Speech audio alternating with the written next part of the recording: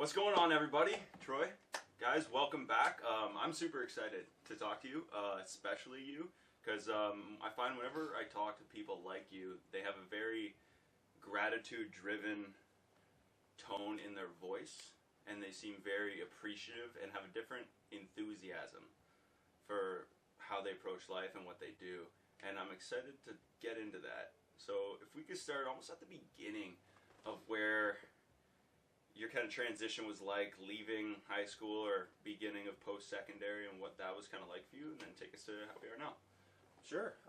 So it was pretty much a normal transition for me, to be honest. I went from being a jock to trying to figure out what the hell I was going to do. Yeah. Had an opportunity to go play university ball, but back in the day, there was no scholarships, and there was no way that was going to happen. Yeah. Just financially. Of course, looking back on it, hindsight is always 20/20. But I should have just taken the jump anyways and went. So I stayed pretty local. I went to college here at Cambrian. That was pretty much a transition. I went from trying to figure out that athletics was probably not going to be my my game changer. I was not. I was the world's okayest football player. So I just developed some tools along the way that got me better at it throughout high school, and then translated that into staying in the world of fitness. So. Nice. And what's kind of been the drive for you to work in the fitness industry in itself? Because now you're professional. Yeah. Now you work with everybody. So how did that kind of stem out of that? So that came from big backstory was when I was born premature in the 70s, and that was, as small as I was, it was pretty much a death sentence. I had low levels of oxygen affected the left side of my brain, right side of my body. So I'm blind in one eye. So my right eye, I don't see anything out of. It tracks, but like it comes with it's like a passenger. It's along for the ride. That's about it. Okay. Yeah. And fine motor skills as well were affected. Like knife and fork when I was a teenager was hard to manipulate. So instead of like using knife and fork, I would move everything together because I just couldn't get it. Just things like that. So, and the doctor had told my parents that no uncertain terms, and I quote, they said, "Don't get too attached. He's not going to live past 5 years old." So, my dad being the man's man that he was, because that was the whole idea, was to shield me against everything, right? That was like Mom's first intention. No, we got to just protect him against everything. Yeah. Dad was like, no, he's going to die. He's going to die a kid. That was, let him have fun. Yeah, let him eat sand. It's going to be life. Yeah, pretty much. Yeah, nice. So obviously, 40 years passed. I've kind of broke that barrier a little bit. Yeah, I think so. So then, of course, with that, the doctor would say, okay, he's not going to lead a normal life. And so with fitness, once I got into high school, I really wanted to play football. I played hockey, played at a pretty high level, the whole AAA kind of scenario, potential to go do other things, but I'm still too mature, but I think even then it was just too mature to move away to go play. So I really wanted to play football because I just seen that as an easy transition, as a pretty inexpensive sport, all that kind of stuff. So in grade 9, I was the same height I am now, 5'9", but I was 125 pounds. Oh, yeah. So coach was like, if you ever want to play, if you ever want to see the field, football, you got to get bigger, son. Yeah. No kidding. So I took that to heart, and I was like, I don't know how to do that. So I started, of course, Muscle and Fitness magazines. Magazines were a thing back then. So read those incessantly, literally every single month, and that was like my first taste of fitness, and seen year over year myself get bigger and better. So by the first year, I put on about 50 pounds of lean muscle mass. Wow. So I got pretty big. Yeah, good for you, man. That's wild. And then by senior year, I was about the same weight I am now, about 205 in grade 12, in a time where 0 people trained. So it was not fair sometimes, where I just seen that my strength levels were much different, my speed was much different, just because no one did it back then. Yeah. So I seen this as an enormous advantage, cool. right? So it was like it's like my secret my own secret layer kind of shit. So then seeing what it could do for someone that didn't stand a chance to have a normal life, Mm-hmm. to surpass what everyone else was really doing. Mm-hmm. I was like, well, if it can do this for me, then I wonder what it could do for quote unquote normal people. Yeah. What is normal people? Yeah, right. Yeah. But I mean, when you're a little bit different, then things you kind of think in those terms sometimes too. Right? Yeah, it's fair. You're kind of used to thinking that way. So especially then, because we didn't. I mean, there was no like offensive terms really. There's a very few, but Yeah. just I knew I was different, but I just seen that as I seen strength and conditioning as the ultimate leveling tool when it came to somebody doing something. Yeah, like being better at your sport. Yeah, regardless. so you want to be better, so you could probably start by getting stronger. Yeah. And just being stronger is never a bad thing, you know. No, and what was I watching the other day where it was just, I think it was a clip somewhere in my Instagram feed, and it was, I watched it, I like got sucked into it for like 6 minutes. I was like, this is nuts. It was just about, man, if you want to be better at this, just be stronger. Like there's no, and especially as you get older though, I find, you're trying to maintain that strength and power that you had from when you first started? Like you're trying to just always grow it? Yeah, so Or trying to maintain? my strength levels got pretty high. I'd say about 10 years ago, I was at my highest. My best condition, you know, I was 35 years old, so it's pretty, like, for me, it was a good Yeah. peak. I've got no intention of getting that strong because I dealt with a lot of things that brought me to get that strong. Right. So I channeled a lot of negativity and a lot of stuff that was Yeah. going on in my life, and instead of going out and doing things that would hurt myself, I would go into the gym and try to demolish myself in the gym. Jeez. So when it comes to getting to a high level of strength, it takes, like, there's almost like this angry sort of idea or this little voice in your head that pushes you to that next level. Yeah. Like you can't be of normal sound mind Right. and try to pull 700 pounds. You know, that's Yeah, there's gotta be there's some something wrong with you. switch Yeah. that's gotta be flipped. Yeah. I've never met too many happy lifters that pull a crap load of weight. You know what I mean? Yeah. So it's just such a great way to channel that kind of anger. So things that were going on in my life, like, you know, it was a pretty tumultuous time. I just spent, it was my third stint in and out of mental hospitals because of Jeez. anxiety and depression. Then about 3 months after I got out for the last time, I still didn't even have like my full rights. I had to live with my parents when I was like 33 years Ooh, old. man, what was that like? I think it was harder on mom and dad, Oh, yeah. you know. So it was pretty tough, like just going through all that. I just had to make decisions in my life that I knew Yeah. was going to impact a lot of people, but it was time to make those decisions, but it totally broke me.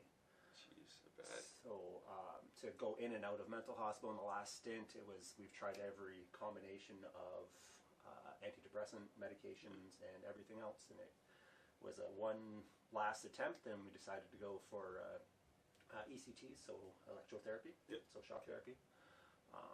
And I can't say enough of what Jeez. that did for me. Yeah. I wish that they were a little bit more upfront of how the long-term effects were going to be with that, because it Okay. really affected my short-term memory. There's a span of about 10 years that I don't really remember. It's all stories to me. Really? So just vague. Yeah, so At just, best. sitting with my mom and her telling me stories Yeah. of my life, and That's your recognition of it. that's, yeah. So Oh, man. a good chunk That's of tough. my life was just storytelling from, and so instead of me remembering me do something, it was remembering my mom telling the story, me trying to Yeah. fix that movie. From your perspective, Yes, too. so Because I'm trying to- sure her perspective was much different. Of course. So Yeah. what it really was, I can't say with 100%. Well, So, yeah. So to go through all that, and then to start to kind of climb out of that hole a little bit. Then 3 months after, my dad had passed away. He had a massive Jeez. heart attack. So, and of course, it was helping a friend. That was Dad's thing. He was, one of the Yeah. hardest workers ever. Even at his funeral, people were saying, well, That the was kind of just hard the- worker he was. Like, that was his legacy. That was the consistency. Always. Like, he was, grade 5 education, but ran a pretty big business for years and years and years. Yeah. Just out of just figuring it out. In what? Like, what was kind of the development, niche? construction, Okay, nice. like that kind of stuff. So, So, of course, that's terrible on anyone, and everyone's situation is so I can't different. even imagine. And I don't wish that upon anyone, let alone someone. I didn't really have the facilities to really deal with every day quite yet, Right. because of just kind of coming out from where I was, and then that just put me pretty. Obviously, that was a fast, instant slide to another pretty dark place, right? Yeah, I can't imagine. And then after my mom was already terminal with cancer, before then, I good friends with her terminal care doctor, his son. We've been good friends for a long time. Nice. And after she had passed, they gave her about a year, but she was terminal for about 11 years. They don't even know what held her together. Yeah. What? Jeez, I'd want to know. What does it So- at that point? Like just persistence. Like I'm sure she just didn't want to get in.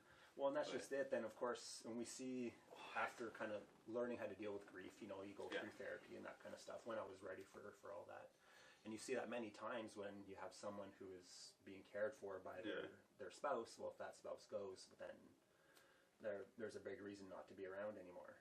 Right. So before Mom had went, she just kept telling me stories about my life because I didn't remember shit. Mm. So I had a lot of anger. So I blamed myself. Yeah. And a lot. Yeah, I can bet. So to go through that process and having that much anger, my workouts weren't workouts anymore. It was just a way for me to hurt myself without hurting myself.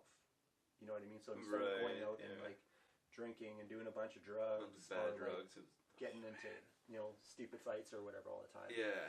I spent hours upon hours in a gym, and it weren't workouts; they were beatings. That's how I treated it. You're just beating the crap out of your body. So that got me to a pretty high level of strength. I got to pull 700 pounds. That's something I'm super, super proud of. Nice. That's heavy. But oh man, that's a lot of weight. And it was, but now I just don't care. I don't have that anger at all. I mean, fast forward nearly 12 years later. Actually, it's around this time of year too, so it's always a little bit harder this time of year. Yeah. And I've got, my life is awesome. Yeah. When I get to deal with amazing people all day, personal life is amazing, wife is great, so there's not a heck of a lot to be angry for, so I don't have that switch. So I didn't know how to train just to train for so long, just to enjoy it, because I just beat the holy hell out of myself to try to get up to those levels, right? And to not have that anger inside me anymore for a long time. I didn't even train. Wow. I just didn't. It was almost like that, sort of like half quasi. I'm not mad. I don't need to. I don't know. I'm good. Now, do you remember what those workouts were like? Like, what would one be like on average? Curious. On some day, well, it depends on the day and kind of what was going on. But deadlifts was the thing that I really wanted to improve on. So my workouts were structured around that lift. Sundays would be about 12 sets upwards of heavier deadlifts, depending on the rep range would change. Yeah. And then depending on what I was feeling and what I needed to do, so depending on the type of year or the type of block I was in, that would change greatly. So rep range has changed quite a bit.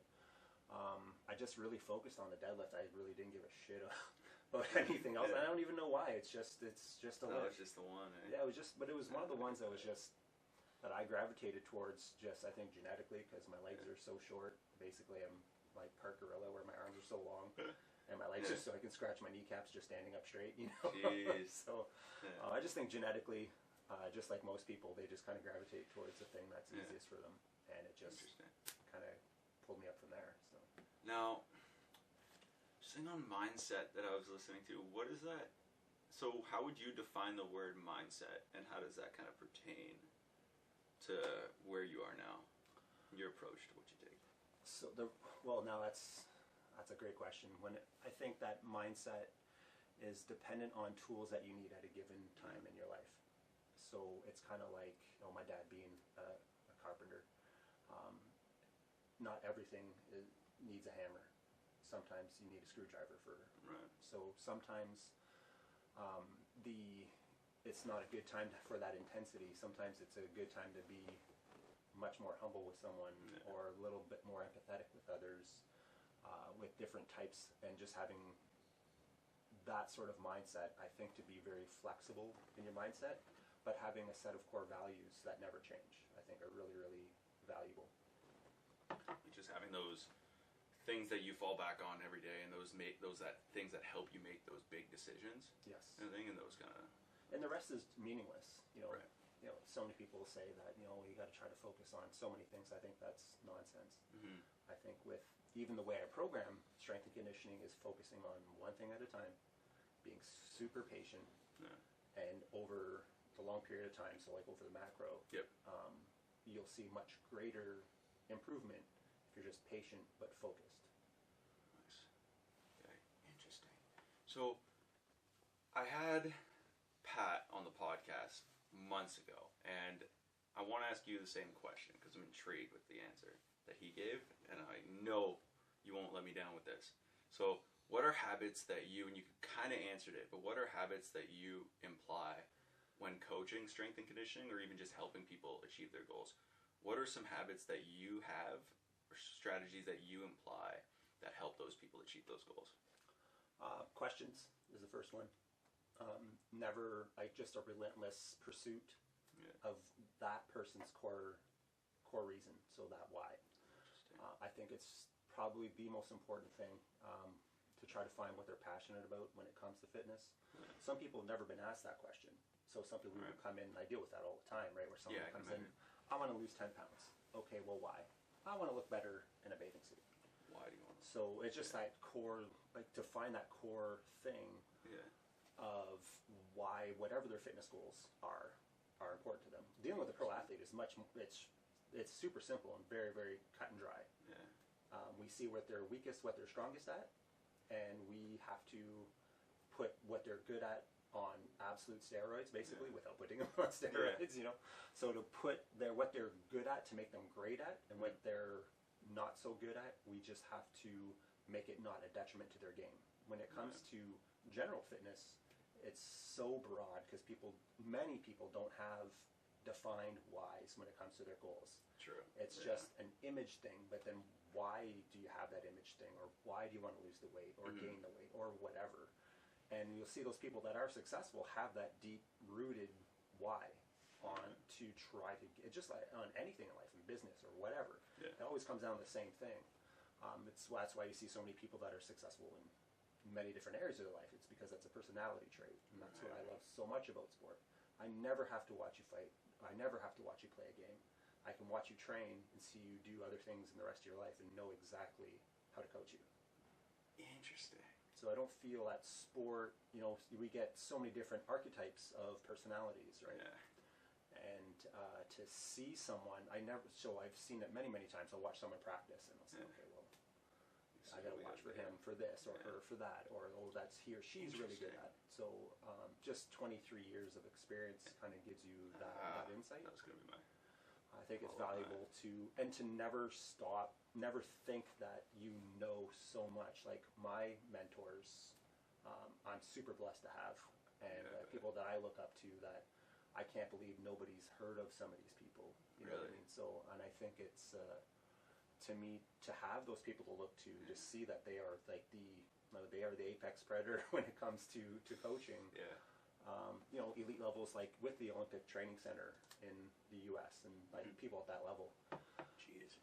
So people that I get to ask questions to and pick brains, and so that's, to me, to be able to have access to those people is unbelievable. And before social media, that was never even a possibility. And now I can message a researcher and say, like, female fitness studies that is in New Zealand I never would have even heard of before, or someone in Tennessee that is like the elite of the elite when it comes to speed training, and I get to pick his brain just by, hey Brad, I got this going on.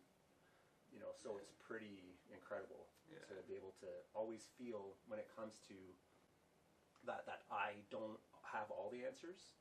Even if I do know the topic very well, I feel that I'm pretty well versed when it comes to strength and conditioning, and been thankful for the career that I've had. But it comes with that pursuit of knowledge, I think, is that never-ending thirst to try to think outside the box and never think that good enough is good enough. So at the end of every single season, especially off-season, I should say, when it comes to even the pro athletes, it is a dissection of programming. And that sessions almost block over block where I say, okay, last 2 years we did this and this, but let's try to implement this instead. So it's this constant kind of evolution of programming. So I like to take whether I have 4 years with an athlete or not, that's like my goalpost. Is to spend 4 years with them so we can see a true picture of what their toolbox really looks like. And it's with all those years built up that you're able to kind of pick away, and that makes it, that 4 year span makes it kind of ideal. Yeah, and it's just that we call that a quadrennial approach. That's how we train Olympic level athletes. So we know when someone's going to qualify for the games, it's every 4 years. Yeah, they need to peak then. So I don't worry about. So we have so many parents and whatever sport your kids are in out there. Everyone's so concerned about winning now, and I think that's meaningless. So when they're really, really young. So we have kids like in hockey, for example. Everyone's so worried about every single year about winning a championship when it doesn't. It means nothing. It really means nothing. Instead of grooming them to perform at a much higher rate year over year, building that proverbial pyramid of performance and getting them to peak when it actually matters. It could matter for them to get a better an education provided to them or many other things. I think everyone has it so twisted where it's win now, win at all costs now, instead of everyone being on the same page. Everyone likes the idea of it until the application comes in. Yeah. So I think martial arts are a much better indicator of that. Wipe out everyone as you get in there. You're like, yeah, this is it. It's so much fun, and I think I'm doing better and better. And all of a sudden, you meet like a kill, like a seasoned blue belt or somebody. And you're like, I know nothing. This is gonna suck. And I just think that it's such a great. I heard. I think it was on Joe Rogan where it was just such a. That's why you get so many people in martial arts or at a very, very elite level of fitness. They're typically pretty humble people. Because their egos are so far removed because they've been beaten. They've been checked millions and millions years of ago. times. Yeah, and it's over and over and over again. Even at high levels, they still keep getting beat. They pursue that. Like they pursue that failure. So I think that with any high level of person, I don't care if it's sport or whatever. I think that that's the important thing. The pursuit of failure is probably one of the most important aspects. Yeah, and then I think too that there was my first day of jiu-jitsu was in Ottawa. That's like 3 years ago now. And he, what was it? I walked in and I was like, I had worked out for a bit, bodybuilding style workouts, right? I'm in college. I'm like, all right, I just want to lift heavy, get big arms, and leave. But so I end up like walking down this hallway, these like very narrow steps to this door, like this doorway that led into this like long hallway, about 50 feet. Stone block wall, spray painted. I'm like, how am I? I go in, all I see is just a bunch of shoes at the end of the hallway. So I'm like, okay. I hang a left, and I go in, and I see this like 5 foot high, like bar table with stools, and this Brazilian with like neck tattoos sitting there. He's like, Glenn? I was like, yeah. Pablo? And he's like, yeah. I'm like, it's good to meet you, man. He's like, it's good to meet you. Here's your gi. Change into it. See you on that. So I'm like, okay. So they're showing us whatever. They're showing us like the couple techniques we ran through. I remembered one thing from that day. And it was like, I gotta it was just opening the guard. It was like disengaging when they're on the ground and I'm on top. It was getting out of their guard and disengaging. Cool.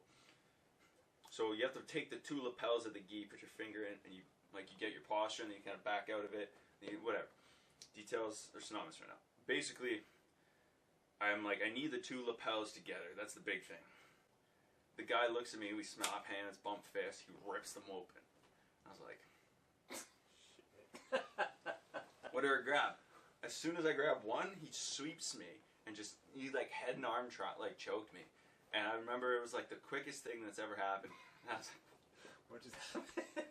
I was like, I remember him being like a 2-stripe white belt, my size, but not as like in shape, but he's just kind of like, whatever, hanging out, seemed like a good guy, shit, bald head, older, but like smaller guy. And I'm like, what the hell just happened? And that was like 3 years ago, and since then I've definitely had my ass kicked enough to feel that I'm not the most king shit in the planet. No, I think it's definitely I think it's important where that doesn't happen enough anymore, and it's not even like a generational thing. I just think it just doesn't happen anymore. You're right. People don't have to fail. Where there's always an out, and I feel that it makes your best decisions are made when you don't have a choice. Fair. You know, Yeah. when sometimes when there is, so instead, like for me as a strength coach, if there's an option, people will take the lesser option about 90% of the time. Yeah. Wow. If you have a chance to do 3 or 4 sets, most people are going to pick 3. So if you're not given an option, people are amazing when there's no option. We can see that prove over time, not just in fitness, but in world and wars and you name it. When there's no option, but to get up that damn hill, you're going to get up that damn hill. Yeah. You know? So even I'm strength coach for local university, like for Laurentian, for their women's hockey team, and I didn't give them an option when it came to an exercise. Everyone had no choice but to lift heavier for that exercise, and everybody did because there was no option. This is what's next. This is you're doing it. You're carrying this weight as a farmer carry. You're carrying more weight than you did last week. This is going to be your best week. Was it a trap bar farmer carry? No, just dumbbells. Oh, cool. Yeah. So, when not given a choice, people make better decisions for themselves. So, it's going back to mindset. Yeah. It's to not give yourself the choice. It's to just make that hard decision. Keep making those hard decisions. And it gets a lot easier to do. Instead of saying, well, I've got to tell so-and-so somebody like this at work, and that's going to be a hard conversation. And instead of that build up and build up and build up, just making those tough decisions daily really makes a big difference when it comes to your mindset. Oh. Now, back when I was, and actually what inspires this curiosity right now for this next question is, I was listening to your podcast the other day, and you mentioned road mapping. And when I worked outdoor centers, we would call it succession planning, where you plan for an activity, you plan for like a program or a workshop you want to do, and you write it down, you kind of plan your goals ahead of what you want to achieve, how you're going to tone set, what the core of the program is, how you're going to debrief, how you kind of want to approach the reflection. So what does road mapping look like to you for how you approach your athletes, or even what you tell them? So what that really looks like, I think that's a really valuable exercise for coaches or just people looking to improve a lot of things when it comes to trying to find things that could go wrong before they go wrong, and to just create that map of where you're going to go. So to know that, like, you're going to run out of gas. Eventually. So if your tank, I should say, you have a 500 click tank, well, and the trip is 600 kilometers, you've got to stop for gas. Yeah. That's part of the roadmap. You know what I mean? Yeah. So, and I think it's really valuable to know, like, when your athletes, so in my position, to know when they're going to run out of gas when it comes to the programming, because you can't just go at 100% all the time. It's impossible. No. Body breaks down. We can't even do that week over week. You get a couple of really, really hard days out of someone every week, and the rest have to be moderated from there. Yeah, fair. So if I know the athlete and we can start planning those difficult days ahead of time and trying to find where those roadblocks are going to be, then we can have much more success. And I can think of tons of examples where that's just been like, it's saved me a lot of headaches, and there's a lot less stress involved too. Especially for the athlete, when you come in, we have an initial consultation, and we want to get to a certain point, or the team is dictating, because sometimes that happens. Yeah. Hey, so-and-so has to be able to do this, and that's it. We'll see you in September. And they could be way far away from that. It could be like an almost impossibility, but if they don't reach whatever that is, then nothing else matters. Yeah. Right or wrong, it's just the mindset of many schools. I find that they're like that. Any like universities, like NCAA, like that kind of stuff. They give like almost an unachievable. No, it should have. So a lot of that falls on the athlete, right? Where they should have been at a higher level of fitness to start off with. Like, own that. Sorry, but you should have been well ahead of here. I have meetings sometimes with athletes where they're on their brink of losing their ride or losing their place on a team. Because they're just not willing to do the work, or all the other men or women on their team have done the work, and then it comes to a boiling point where we can see that they're so far behind that now we're in a tough place, and it puts everybody in a tough place, themselves mostly included, because they're the ones directly affected by that. Right. So that procrastination doesn't pay off, you know. So to to try to create that roadmap for, and everyone's so different, but many different roadmaps will fit other people. So since I've seen so many, like thousands of athletes by now, we can kind of almost like overlay some different roadmaps, and we can kind of already start that process. Okay, well, Glenn, this is the way it's been for you before. What were you doing before? Like, like really pertinent questions. So we can create that. How's that working? Where didn't it work? And seeing data as a great indicator of that as well. So even different rep ranges you might improve in is really, really valuable. So let's say if your strength improves greatly in a 3 rep range, for example, then we know that we should time over time maybe do more of that until it doesn't work, and then move on to something else. You know what I mean? So instead of knowing, if we have that data, knowing that you improve more during a certain cycle of training, then we know that works. So then we don't have to worry about the other stuff as much because we know what works already. Okay. And now, when you mentioned this a while ago too, so it's a matter of ambition matching your work ethic, right? And I love this idea, especially the way you approach it.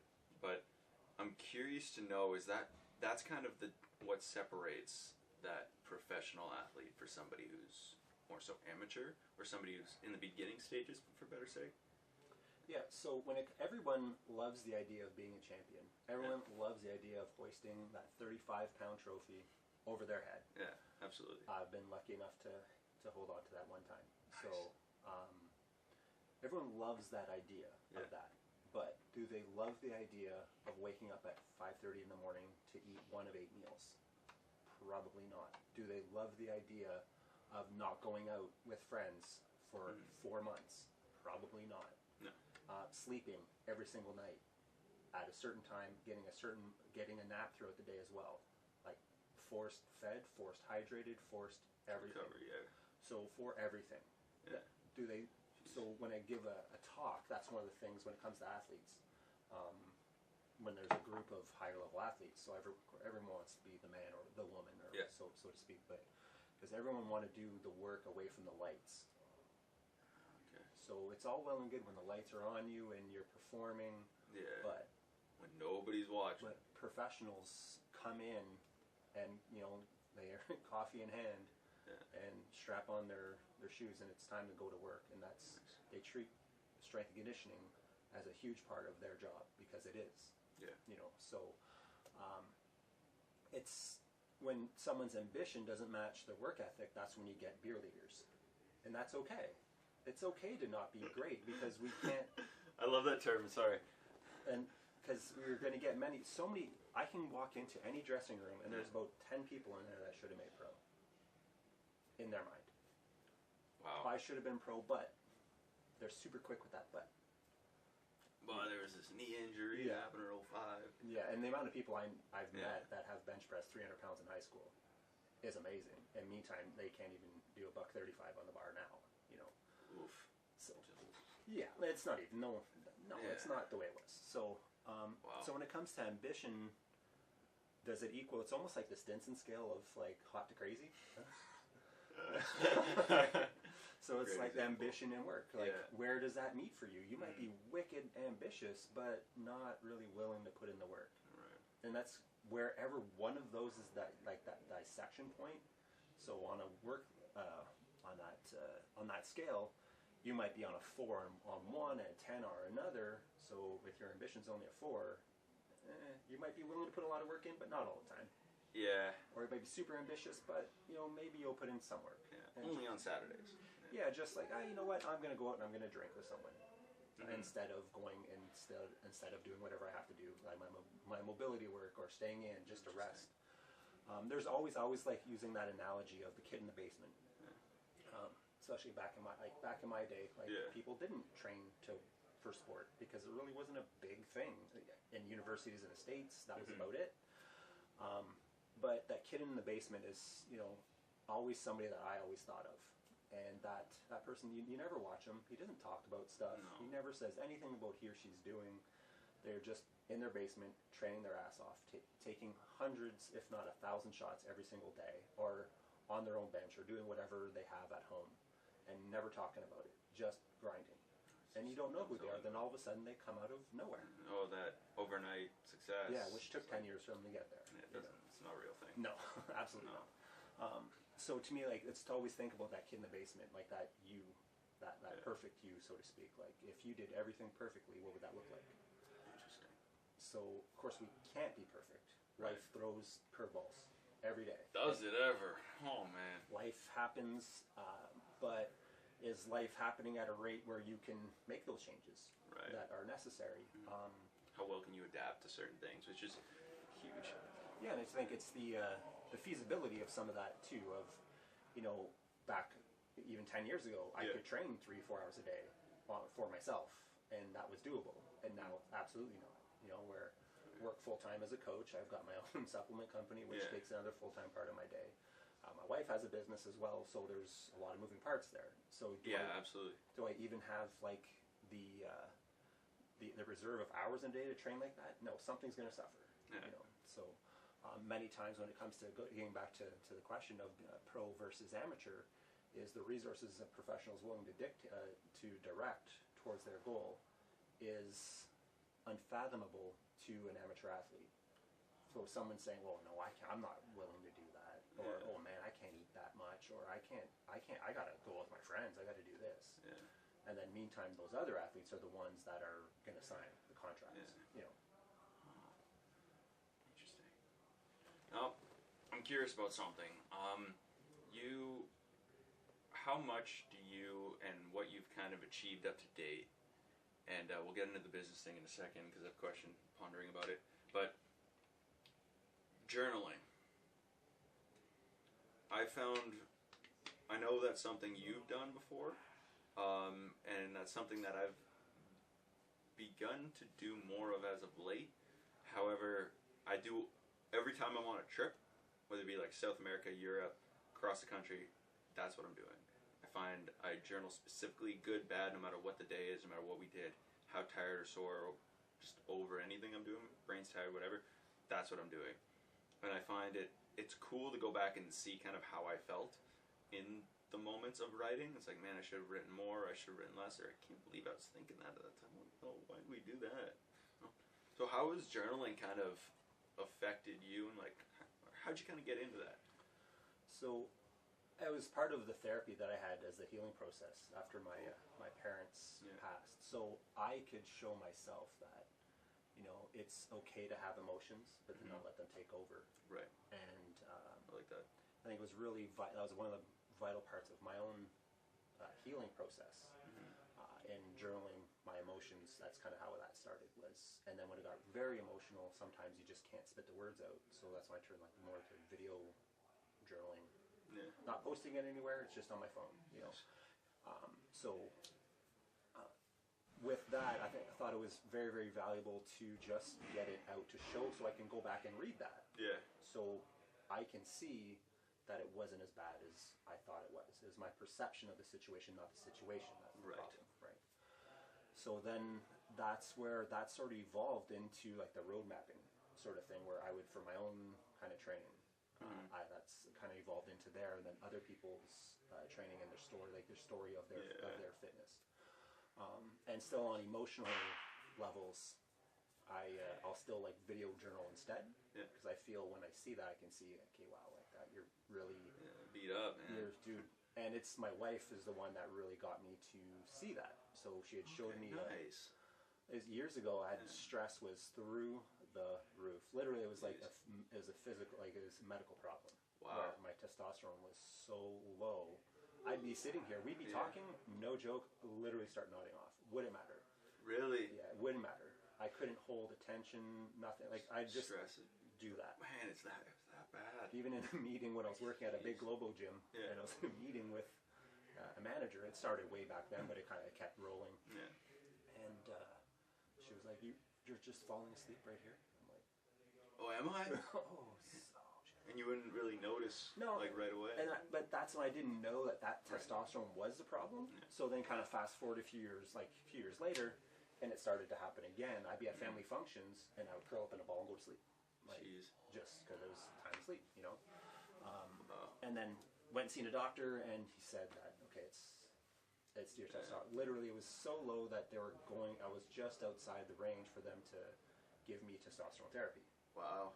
So it's so funny. Like, we think it's such a joke where I got accused so often of being on Like gear. DRT on Just shit. on shit. Yeah. And meantime, my testosterone was so low that I should have been on shit. I needed the shit. Yeah. Well, and then the doctor would have said it would have Wow. been a good idea to previously get that test done. Yeah. Just to see what my testosterone levels were like, because I'm a bigger guy, not Yeah. big, but bigger guy. Yeah. I carry a lot more muscle than the average dude. Well, he wanted to see what it was like before, because maybe my testosterone levels before were way up Yeah, here. when you're pulling 700 pounds. And then maybe when things change, well, maybe that just above low might have been extremely low for me, just because it's just an average, right? Right. So anyway, he said, you have to make some changes, dude. You have to make some Yeah. changes.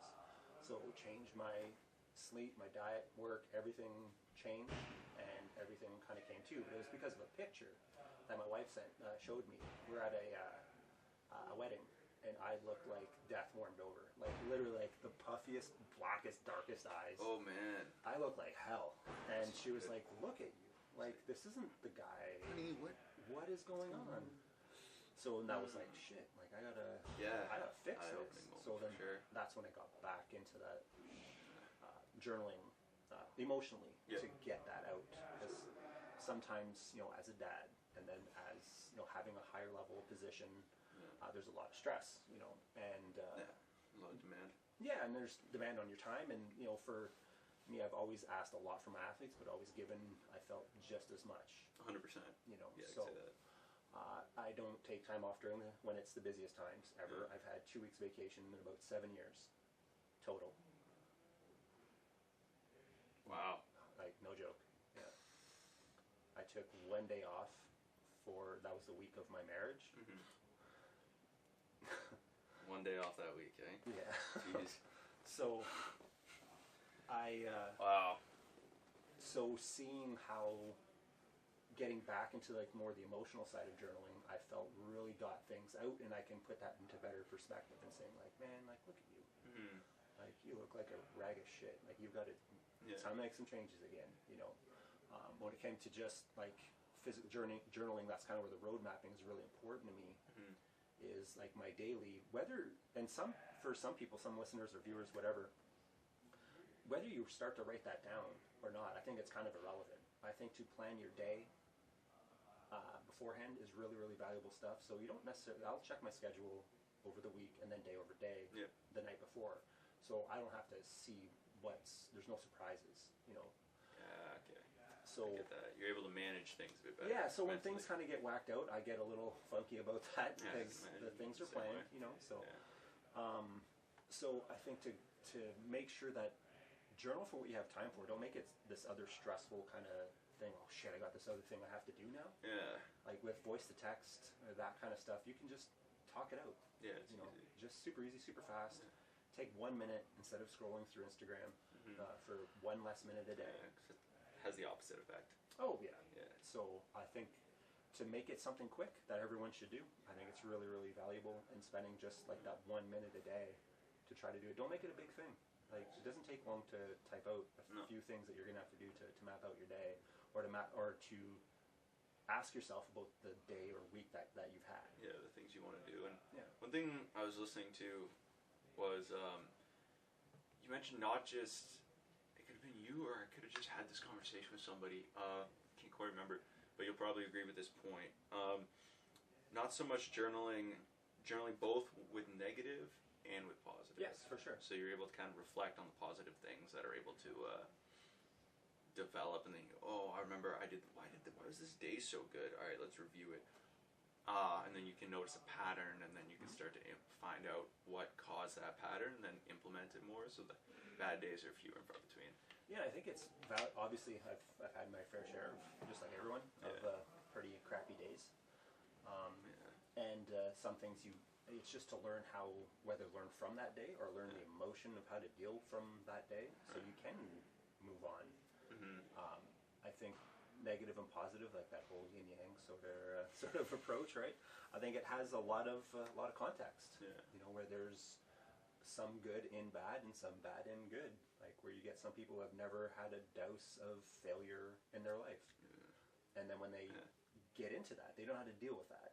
So that's where talking to like the Laurentian women's team about pushing that weight to find, because we hold on to this buffer of success or failure, whatever you want to call it, of I know I'm not going to fail if I pull back about this much. It's such a fear of it, even in such increment moments. But learning how to, like Jordan Peterson, obviously he's a great writer, and just incrementally dealing with that. So almost like an abusive relationship, how it begins. Right. I don't know if you've seen his talk on that, but no, I got to touch up with it. So with his view on that, on those abusive relationships, it just doesn't happen overnight where someone's getting many times. And I'm not a psychologist, trust, but he goes into saying that, it's these incremental kind of gains and getting an extra step on someone until you reach a big protest, and then you stay to that protest against that person until it just moves a little bit more, and you keep moving that protest back. Then someone looks back over 1 or 10 years or whatever, and they go, holy, what have I done with my life? So we can take the same approach, but for the good of when I meet someone and there's a big protest there of eating a certain way or training or resting even is a big thing, and just meeting that protest, and then to not just hammer someone to get through it. It's to meet them at their level, but then just slowly tip the scale into really what should be their favor. And then look back a year from now going, into it. So to not just to stand solid and that. to not give in. So as a coach, that's my job as a coach. One of the biggest things is to take away your excuses. That's one of the biggest things as a coach is my job, is to take away all your excuses and just for you to see past that. So for me not to give in when you protest, for me to stand my ground, and then for me to just bump you past that a little bit more, so you can see what your potential truly is. Interesting. I find that's the benefit of having a trainer specifically with you. I find it's a lot harder to give in, and I'll make sarcastic excuses. Be like, "Are you sure?" Like, usually power. Like, "Oh yeah, okay, we're going to do 10 reps." I'm like, 10? Can it be less? And it's like, it doesn't change it. I'm still going to move the weight. It's just now there's like an enjoyment of the crap that I'm about to face. I can actually enjoy the ease of pain as it slowly removes the ability to walk from my legs. But yeah, so switching gears a little bit, what kind of inspired you? And I wonder, is your being certified in exercise nutrition and running Sudbury supplements, do those kind of play hand in hand? Yeah, so kind of where that came from, honestly, for me to have, I've had a supplement business, 15 years ago, when before online shopping was super a thing that anybody really did much of. So I was kind of way ahead of the curve, didn't know what I was doing, trying to do it on my own, because to get someone to do that for you back in the day, it was astronomically expensive. It's just not like it was today. If people just understand how easy it is to start something. It is so easy. So then kind of fast forward to when COVID hit and everyone got into lockdown. Well, my wife has a pretty successful online clothing company. And because of everyone's mix of drinking and staying at home, there's a lot of online shopping. So she 4-timed what she did. No kidding. Good for Val. That's sick. And then some. And now we're starting to see even more growth from that because of just the amount of momentum that she's been able to put into that. So not knowing if the gyms were going to reopen, it was like, hey, well, what can I do following your business model? She has a very structured model that she follows when it comes to her business. So how can I use your model, but to something that I'm really well versed in? And the only thing we could really come up with was supplements. And that's kind of where it really started to get rolling again, for me to get back into it. For 20 years, I've always recommended people to use certain things, or hey, you got enough protein, so go and buy this or do that. So now I just, instead of getting people to, if somebody wants to buy from someone else, there's zero hard feelings, you know. Nice. I don't really I don't worry about that, man. Yeah. You know, life's too short. Yeah, that's not your, like... No, you're going to buy from me? No, I don't do it. Alright, well, I ain't talking to you anymore. No, and some people are like that. Weird. It's so weird. Weird. I'd rather someone get from someone they feel super comfortable with. Yeah. And knowing that if you actually give a shit about someone's success, you have to take yourself out of the equation. So It's not like when one of my athletes wins a championship, and then I'm all over saying, yeah, well, because of me, you're doing, you know, no, dude. Yeah, pump the brakes. No, yeah, none of that, you know. Yeah, absolutely. I like that. It's a humble approach to it. Yeah, like, I want somebody to feel comfortable coming to me for something that they feel is important. Right. You know, and then I'll try to spend the extra time with them and to give them more value than what they're buying. That's kind of like my approach. That's so the model. That's it, you know. And if someone doesn't buy or they buy from someone else, I can't help that. I'm not gonna. Oh no, I'm not gonna talk to you anymore because eventually people come around. You know, we have to think more of the big picture, and that was kind of the model that my wife used with her business. She just talking to people about clothes. That was all it came. If you bought, great. If not, who cares? I'm talking about something I love. Yeah, and it's that passion drive that kind of helps. Oh yeah, makes it easier when the days are tough. Yeah, and without that, you're gonna be lost. Yeah, 100%. You have to love something, whether it's sport, business, whatever, and you have to absolutely have like 100% passion for whatever that is, or otherwise it's just not going to work. Right. And we can see where so many people should be successful, rightfully, but there's not enough passion to carry them through the boredom or like the crappy days where they're not selling or people aren't as interested or times change and they're not willing to pivot. So it's just, there has to be that passion. Again, it goes back to just that ambition to the amount of work you're willing to put in. It's always going to come back to that cross-section. So that ambition is going to come with lots of passion. Yeah. Troy, with that being said, how do people... Because I feel like you found kind of what you were passionate about and then managed to find a way to now help other people with all your experience and then monetize and then help out this way. How do people... in your opinion, one go about finding what they're passionate about? Just trying different stuff. The best advice that my dad ever gave me, is to try everything. Try everything? Try everything. No matter what, eh? It didn't matter. So he wanted me to play baseball. Okay. He wasn't a baseball fan. Crazy, right? Yeah. So the reason behind that, he's like, you're super athletic. We know that. Mm-hmm. You have a lot of gifts. You're willing to work really, really hard at whatever you do. Mm-hmm. So baseball, you can have a pretty long career at.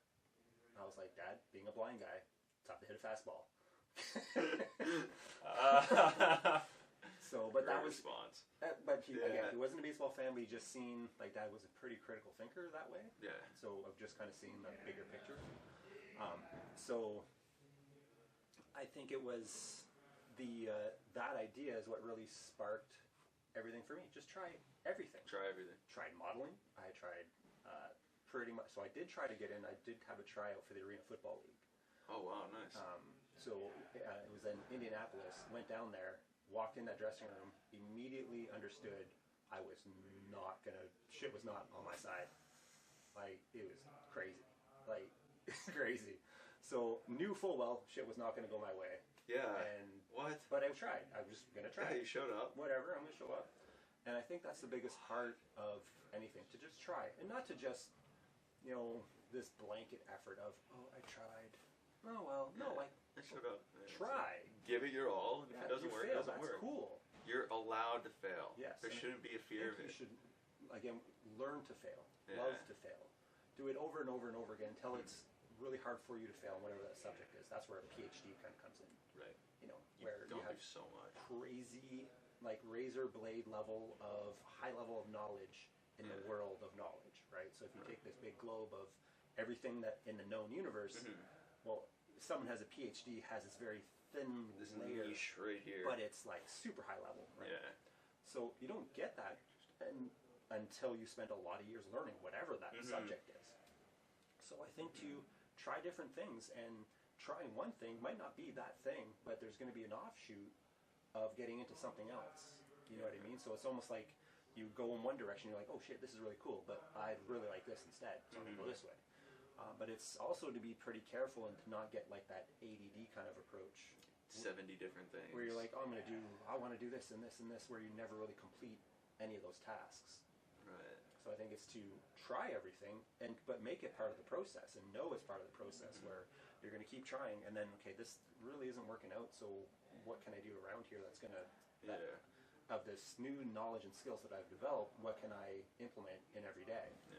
And then what else can I try now that I have these skills and this knowledge? And then let me try this. And then get into then eventually you have like this big broad span of this degree of things that you've learned, and eventually you're going to find that thing if you're trying hard enough. Yeah, and I think that's the point you said at the end there is trying. Yeah, actually trying. Just trying hard enough to find what you want to do. I know a lot of people, like, they tend to, at least from what I've seen with people I've grown up with and gone to school with, they're very focused on one or two things and they don't enjoy it. But they're too deep in those one or two things in terms of like, man, I've studied for this many years, I don't really like it, the people I work with suck, but I'm here and I'm making good money, so let's ride this out. Yeah, but it goes back to that, I've heard a quote many years ago, and it's really rung true for me for a very long time. And it's, you are where you are because you want to be there, otherwise you'd change. And sometimes that means a really, really hard decision to make. Sure. One of those decisions literally made me crazy in my life, and that was a really hard decision I had to make, but I knew it was something that was going to be, in the end, better for everybody. So I think sometimes we kind of get into the, well, I'm doing this, so, oh, I'm just going to do this. Like, we're worth so much more than that. Yeah. Everyone's happiness is worth so much more than that. And I think it's really, really valuable to have that really abrupt, maybe day or year that it's very, very uncomfortable, but to make that decision so the rest of our life we can at least be happy for them. Enjoy the shit out of it. Yeah, so maybe someone's an engineer and they hate it. Well, dude, just switch. We have people that are 70 years old going to university. Yeah. You know, like I just seen yesterday a 102-year-old going skydiving. Like, you don't think that was a hard decision for her to make? You know? Oh, I can imagine. Right? I'm sure she loved it, though. Oh, yeah. So I think it's really important to, you know, we are in those positions because we've decided to be there. Mm-hmm. And some listeners and viewers are going to say, well, that's bullshit. That's not the way it is. But if you really think about it, you're just going to have to you're not willing to make that hard decision to make that change. Now, how would you instill, because I've been thinking about this a lot lately, and over my years it's starting to become much easier to fail at things and admit to myself that's like, well, that was a bust. Not doing that again. Or not doing it that way again, I should say. How would you instill the ability to deal with failure in people? I think that sport does that. Yeah. Early just on. Being humbled. Yeah, and just getting someone involved in sport and in sports that they can fail at. And with coaches that give them the room to fail. Because a lot of times some coaches, there is no room for failure, right? And it is what it is. Yeah, and but there's also room for that. But when you're young, that's not how you foster that. So it's give them the room to fail, I think. But in sport, get them failing young. I think it's really, really valuable. Where someone is failing at a younger age and they don't see it as failure, they just see it as, you know, I'm going to try to make this shot. Oh, I missed. So you're going to try over, like, say, like a free throw, for example. I suck at basketball. It's because I don't try. You know, I'm still not going to be great at it, but just someone trying over and over and over again. Eventually, it just gets easier and easier for them to sink those shots, right? Work on the mechanics over and over and over again. Just break it down. And then to repeatedly stay on track with that. You know, we get people like Kobe shooting hundreds of shots every single day. Yeah. At the elite level. You know, so that's an important lesson, I think, for everybody. Even to just learn to fail at a very, very young age and to get that out of your system and to let you know that it's okay to fail. And it's always okay to fail. But if you keep making those same mistakes, then that's another mindset you're going to have to fix. So if you're always doing the same thing, like going back to me getting to a 500-pound deadlift, and I was stuck there forever because I did the same things that got me to 500 pounds. Okay. And what gets you to 300 pounds isn't going to be the same that gets you to 400 pounds, and 400 isn't going to be the same that gets you to 5, and so on and so on. Yeah. So to get to those levels of whatever you're doing, the elite level, insert anything here, you have to not be worried about failure. At that point, you spent so many years failing that it's already kind of guided you in the direction you should be going in. Right. Interesting. Yeah, I find there's a lot of issue around that nowadays, especially with. I'm curious how social media plays an impact on that, because now everyone's failures are almost broadcasted. Yeah, and I think even more so that everyone's social is a highlight reel. Yeah. Look how fucking cool I am. Yeah. Like, we've all done it. Yeah. Like, we've all done it. I approach it that way too. I think everyone does, Yeah. you know. So I was the strength coach for a volleyball league, like a whole system of team from 11-year-olds to 18-year-olds, and because we see some posts that are very inappropriate from younger girls. I have a 14-year-old girl too, so we see some of that kind of stuff. Yeah. Very tough. Image is crazy. So, in the first time in history, we can look back after somebody dies, and we can see the story of Glenn or the story of Troy or whoever, whatever. What I said to them was, do you want your story to be told that it was just booty pics? Is that the image that you want? Is that what you really, really want? If somebody's gonna remember you, what are they gonna remember? Are you okay for? with that being? Yeah. And thinking about my at my dad's funeral and overhearing people saying like, "What are we gonna do? Like, Roger isn't here anymore. Like, we're gonna have to hire like a few more people just to do his one job, and it probably still won't be as good." So to overhear people at my dad's funeral talk that manner, to know that his legacy was hard work. Yeah, and I'm sure those people were also they were hard workers too. I can imagine. Like, they weren't just your construction guys. they get the they good work. The good eggs are good. Yeah. So just for me to see that and to see that and that going back to it, just saying that the first time in history that everyone can record their life or the span of their life year over year, and to just show the highlight reels, I think we're really kidding ourselves. That's fair. That's an interesting I think we're really kidding ourselves. Yeah. And I think it's important to put those failures, but we're so worried about how we're going to be judged from those failures. Mm-hmm. Meantime, we see so many people so worried about how many hearts they're going to get on a picture. And it goes back to us, being apes, trying to share things, because it feels good to share something. Yeah, absolutely. So it feels good to make someone, hey, I know you're really happy to get this, so I'm going to give this to you. Yeah. So, exactly.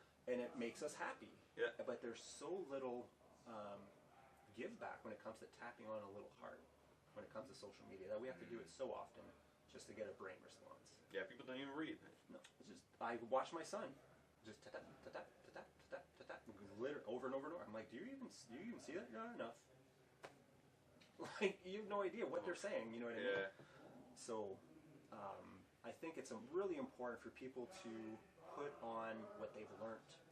Almost use social media as that journal on whatever you feel comfortable putting out. Right. To not just put out the highlight reels, but to put on the lowlights, because you get somebody that might be able to carry on one more day from a negative response that maybe you put out. Because I'll put out some stuff on mental health, not as much as I have in the past.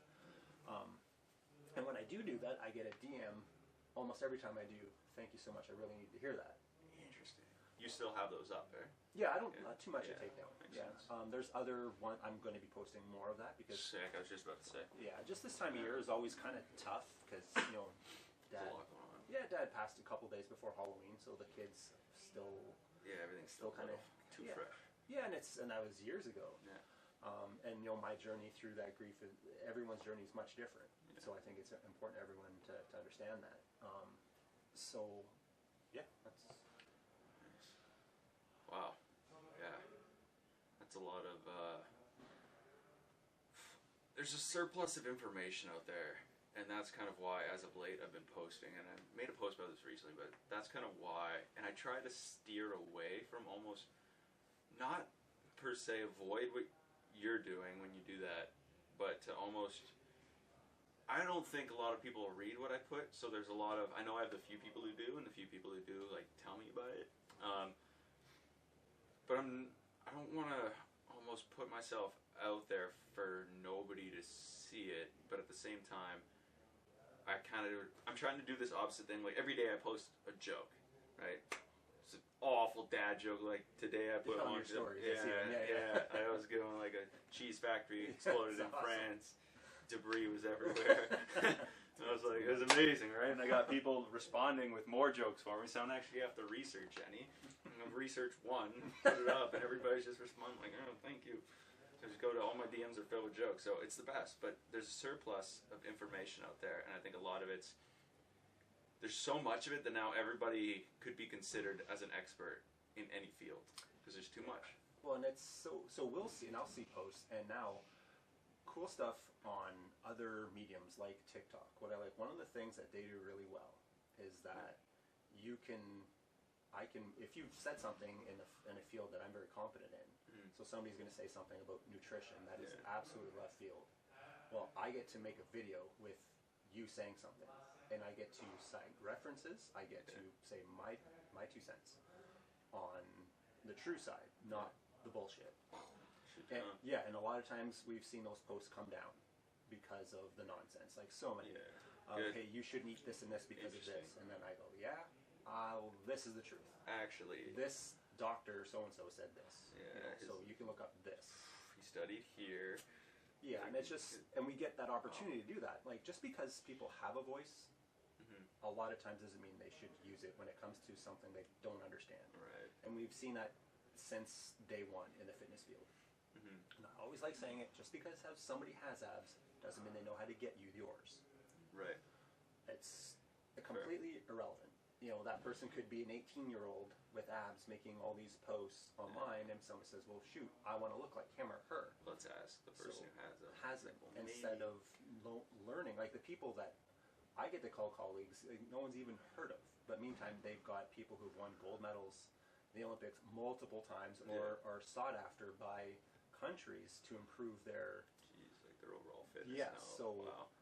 People, but you'll see many coaches, high-level coaches, their social is like total dog crap because they don't care about that. It's the journey of coaching is what they're passionate about. Not what everybody else. And I'm not saying that many, especially in my field, many fitness people don't know what they're talking about, but there is so much crap out there.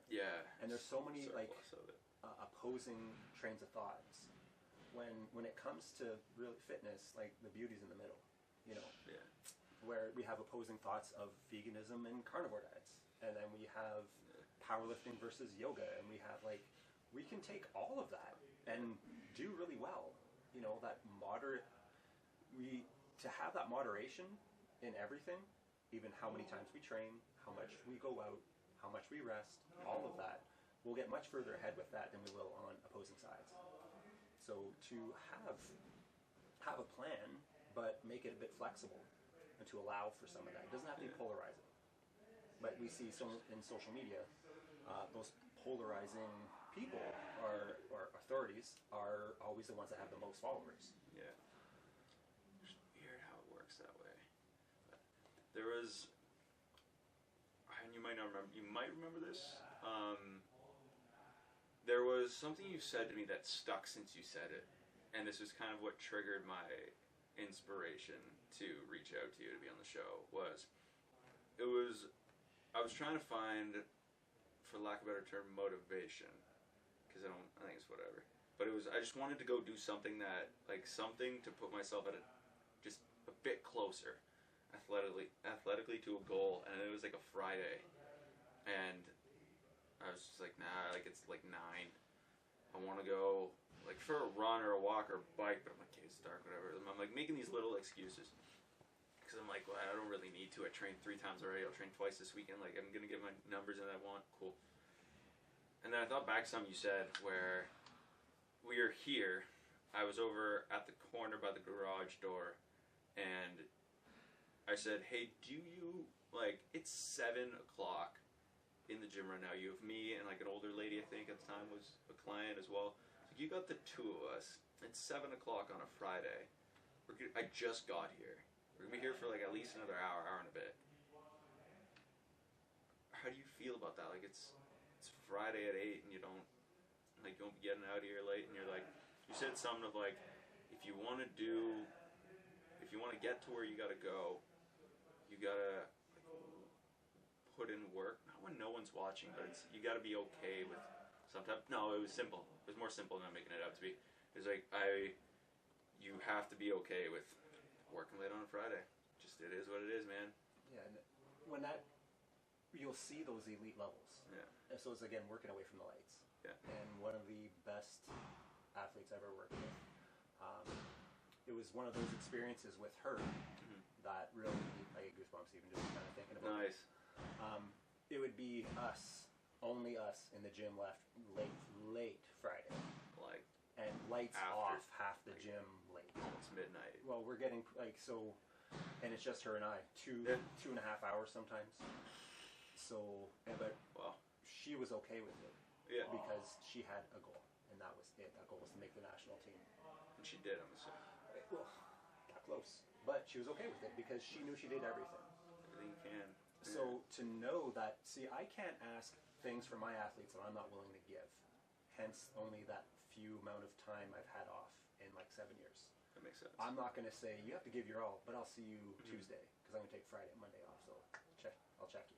Yeah, like, let me know how it went. Yeah, how would that look? So if I'd say, you have to be willing to do whatever it takes. But I'm only going to do 60%. I'm going to leave right now, you stay around for your hour.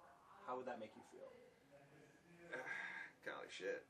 Well, just like he doesn't care. Exactly. Yeah. And I have to prove to you as an athlete that I care by putting that time in, by being side by side. I can't do the work for you. No. But I will stand there, not like behind you. I'll stand shoulder to shoulder with you, and just in that proverbial battle to know that you have someone in your corner. Because sometimes we don't have that. Right. Sometimes somebody coming into the gym, at a fitness kind of facility, whatever you want to call it. This is the best part of their day. Yep.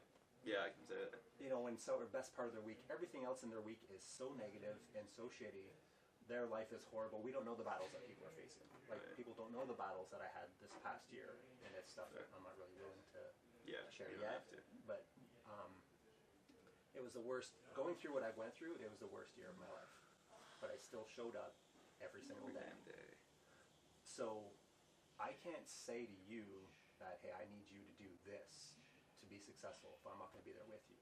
Because I have to prove to you that I care first before you're given the room like to breathe in that environment. Instead of you going in and then me kind of being behind you, I'm going to see how you do. No, I have to have the trust that you're going to do it first. Some people don't, some people do.